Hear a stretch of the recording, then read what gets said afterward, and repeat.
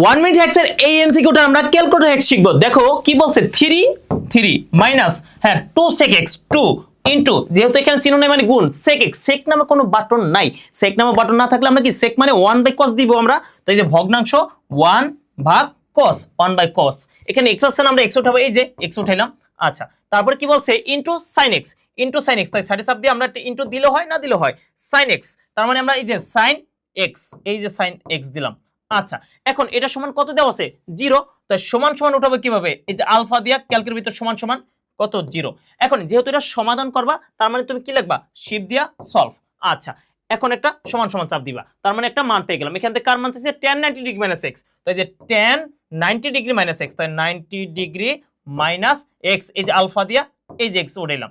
আচ্ছা, এটা মান চেয়েছে সমান সমান কত নামলো, 2/3।